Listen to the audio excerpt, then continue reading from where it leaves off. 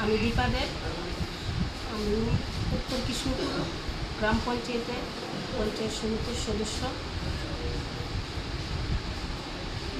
আমি 1300 দল ভোটে জয়যুক্ত হয়েছি এবং কংগ্রেস পেয়েছে 477 ভোট আর লিড করেছে 833 ভোটে।